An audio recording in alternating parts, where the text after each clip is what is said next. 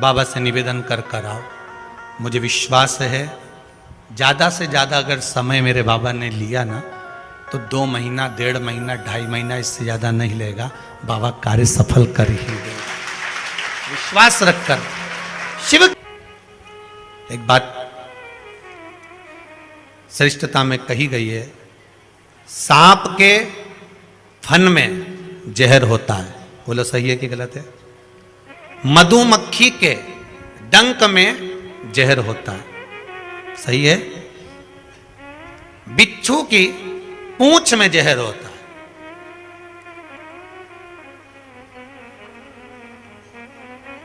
पर मनुष्य जो छल करने वाला होता है, कपट करने वाला होता है, एक दूसरे को धोखा देने वाला, झूठ बोलने वाला, छल करने वाला जो होता है, उसके तो रोम रोम में जहर होता है। कब कहां से डसेगा मालूम ही नहीं पड़ पाएगा। पर सांप को तो पहचान कर कह दोगे कि यह काटने वाला है। बोलो सही है कि गलत है? बिच्छू को देखकर डर जाओगे कि यह काटने वाला है। मधुमक्खी का डंक देखकर डर जाओगे कि मधुमक्खी काटने वाली है। इंसान को कैसे पहचानोगे कि यह काटने वाला है? मनुष्य को कैसे पहचानोगे कि यह काटेगा? मानव को कैसे पहचानोगे कि यह काटेगा? हो सकता है तुम्हारे नजदीक में रहता हो, तुम्हारे साथ में रहता हो और कई वर्षों तक साथ रह रहा हो, कब काट जाएगा आपको मालूम पड़ेगा? नहीं। सांप को देखकर भर जाएगा कि इस काट सकता है, बिच्छू काट सकता है, सांप, ये मधुमक्खी मुझे डंक मार सकती है, पर मनुष्य को कैसे पहचानोगे? तो शिव महापुराण की कथा एक बात बहुत सुंदर कहती है कि जितने विषैली हैं, मधुमक्खी शंकर जी के पास,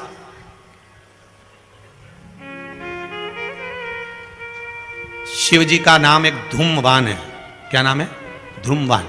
माता पार्वती का नाम एक धूमावती, जिनके पास में मधुमक्खी ढेर, पूरे शरीर के आसपास में मधुमक्खी है, धूमावती के। शिव जी के गले में सर्प, वो भी विषैला, कानों में बिच्छू, वो भी विषैला। हम कैसे पहचानेंगे कि ये व्यक्ति विषैला है, ये हमको धोखा देगा, ये कपट करेगा, ये छल करेगा, ये झूठ बोलेगा, ये प्रपंच करेगा? कैसे पहचानेंगे? शिव महापुराण की कथा कहती है हमें पहचानना नहीं है। सांप डसेगा, ये उसका काम है। मधुमक्खी काटेगी, डंक मारेगी, ये उसका काम है। बिच्छू डंक मारेगा, ये उसका काम है। और मनुष्य हमको छलेगा, झूठ बोलेगा, कपट करेगा, हमारे साथ धोखा करेगा, ये उसका काम है।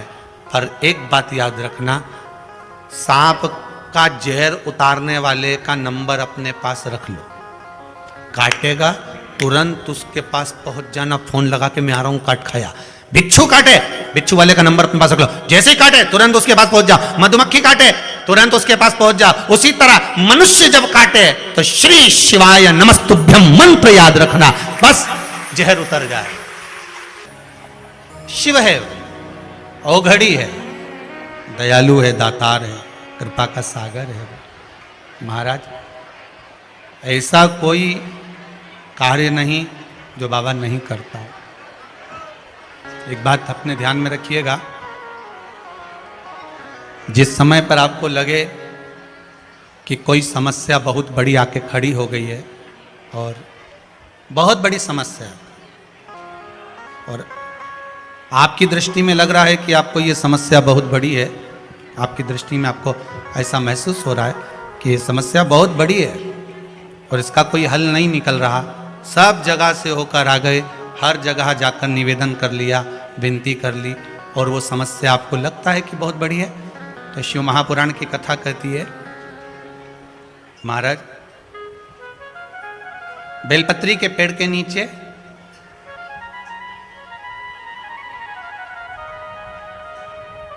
एक छोटा सा शिवलिंग का निर्माण करो। काय का निर्माण करना है? शिवलिंग का। अब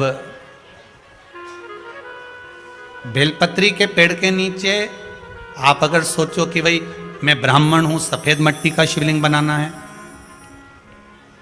क्षत्रिय हूं, लाल मिट्टी का शिवलिंग बनाना है, या वैश्य हूं, पीली मिट्टी का शिवलिंग बनाना है, या शूद्र हूं तो काली मिट्टी का शिवलिंग का निर्माण करना है।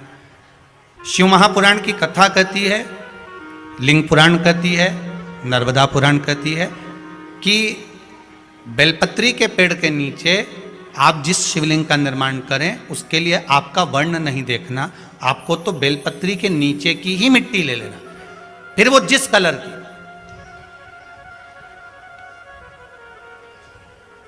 हाँ, अगर आप घर में शिवलिंग का निर्माण कर रहे हो तो आपको वर्ण देखकर मिट्टी लेना है कि हम ब्राह्मण है तो सफेद मिट्टी का शिवलिंग बना ले, वैश्य हैं पीली मिट्टी का बना ले, क्षत्रिय है लाल मिट्टी का बना ले, शूद्र है तो काली मिट्टी का बना ले। पर अगर कोई समस्या बड़ी विकट है और आपको लगता है कि इसका कोई हल नजर नहीं आ रहा, इसका कोई हल ही नहीं दिख रहा है और ऐसा लग रहा है कि ये उलझते जा रही है गुत्थी, अब सुलझना नहीं है, अब उलझते गई और लगे कि अब ये सुलझना नहीं है और अब ये कोई, हमने जितनों को बोला कोई नहीं सुलझा सका, हमने बहुत सोर्स फोर्स सब लगा लिया। तब एक बेलपत्री के पेड़ के नीचे या तो सोमवार को या सोमवार की अष्टमी पड़े उस दिन या फिर प्रदोष के दिन, प्रदोष काल में शिवलिंग का निर्माण कर लो।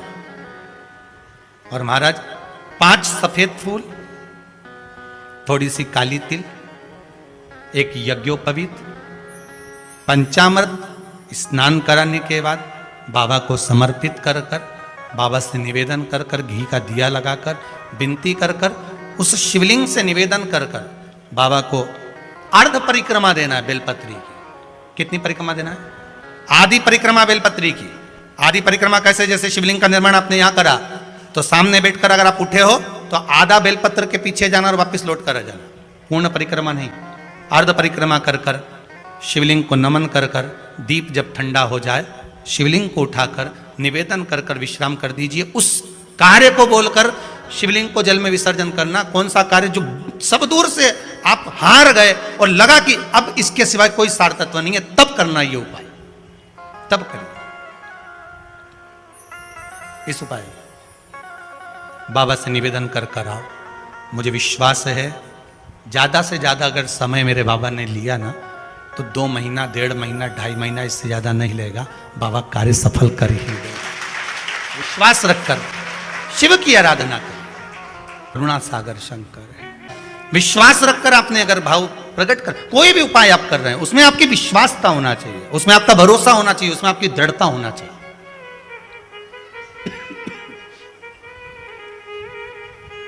और यदि विश्वास प्रबल है, प्रेम जब अनंत हो गया, रोम रोम संत हो गया। विश्वास जब दृढ़ होता है तो भगवान मिलता जरूर है। आपका भरोसा अगर दृढ़ है। शिव महापुराण में वृंदा का चरित्र आता है। जलंधर के जब प्राण छूटते हैं, वृंदा जब रोती है तो भगवान से कहती है कि आपने मेरा सात्वित्व डिगा दिया और मैंने आप पर विश्वास करा था। भगवान विष्णु ने कहा था कि वृंदा के पति को मारना है, तो शंकर भगवान कहते हैं शिव महापुराण में, मैं वृंदा के पति को नहीं मार सकता क्योंकि वो सात्वित्ववान है, उसकी सात्वित्वता की प्रखरता है।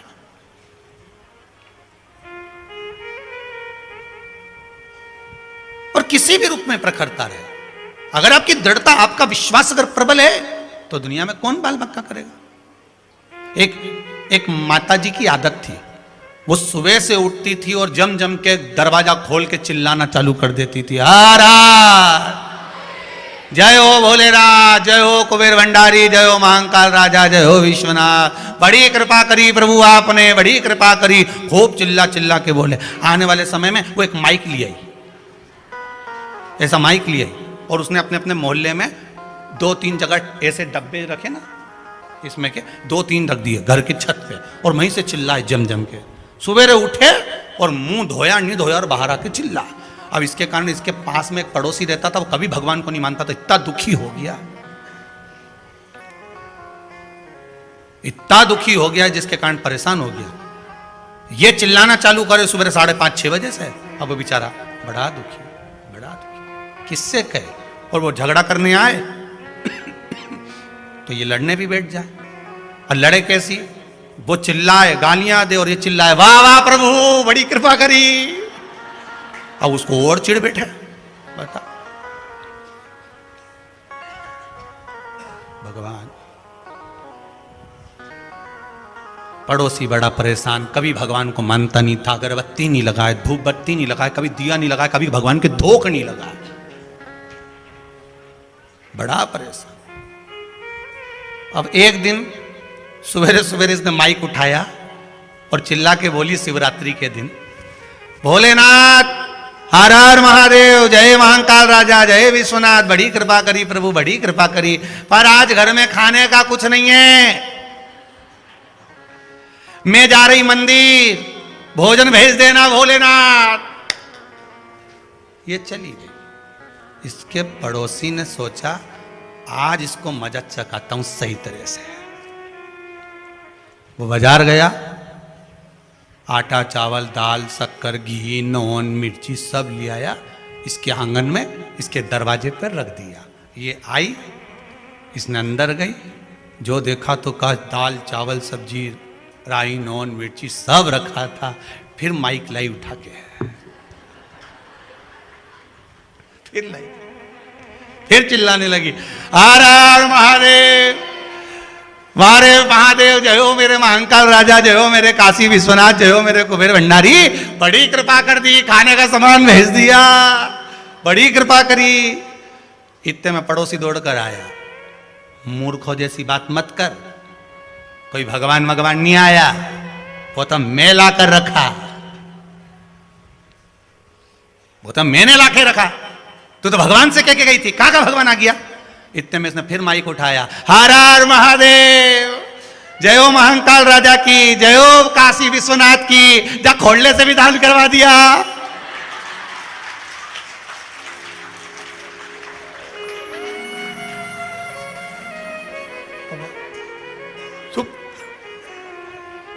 गजब,